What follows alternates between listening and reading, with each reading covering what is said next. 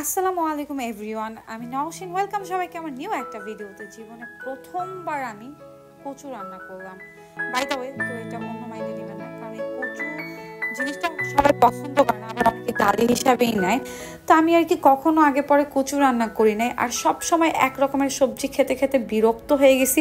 তো আমার মনে হলো যে আমি এবার একটু ভিন্ন রকমের রান্না করি নিজের মতো করে। আর হ্যাঁ, এটা কিন্তু সত্যি, আমি আমার জীবনে প্রথমবারই আমি কচুটাকে রান্না করছি।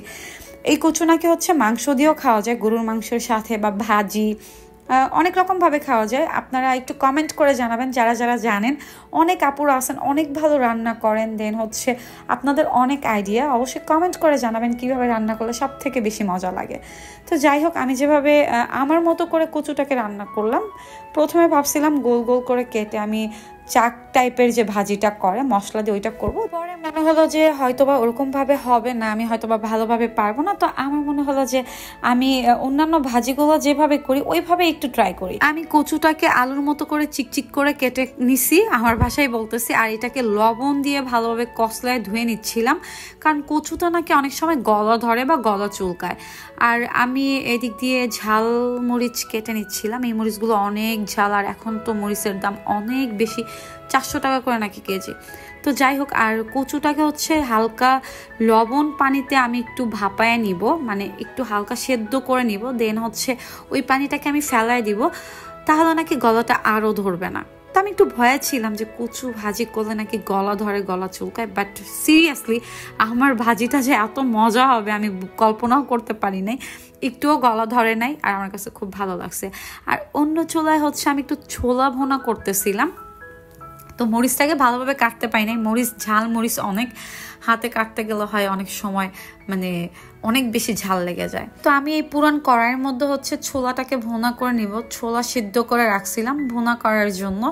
তো ভাবলাম যে যেহেতু একটা চুলায় কচু ভাজির জন্য কচুটাকে সিদ্ধ করতে দিছি, তো আমি অন্য চুলায় হচ্ছে ছোলাটাকে ভুনা করে ফেলি। কিন্তু আমার রান্নায় এত পরিমাণ লবণ হয়, আমি হাজার চেষ্টা করেও আমার মানে খাবারে, রান্না করা যে খাবারগুলোতে লবণ কমাইতে পারি না।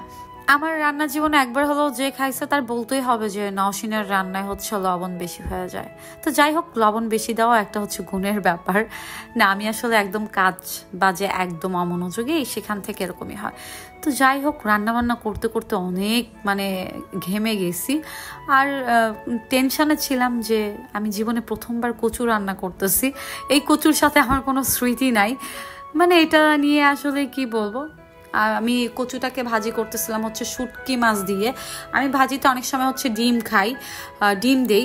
তো আমার মনে হলো যে শুটকি মাছ দিয়ে দেখি ভালো লাগবে।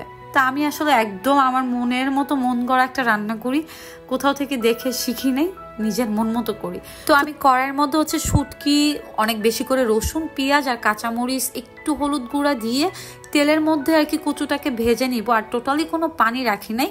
আপনারা একবার হলো এইভাবে রান্না করে খেয়ে দেখবেন, আপনাদের কাছেও ভালো লাগবে আমার মনে হয়।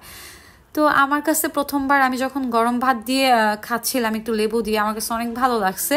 আমার অপছন্দের খাবারটাও এখন প্রিয় হয়ে গেছে। তো যাই হোক, আজকের ভিডিওটা এই পর্যন্ত। ভিডিওটি ভালো লাগলে অবশ্যই লাইক কমেন্ট শেয়ার করে দিবেন, আমার পেজটি ফলো করে দিবেন। সবাই ভালো থাকবেন, ইনশাল্লাহ দেখা হবে নেক্সট ভিডিওতে।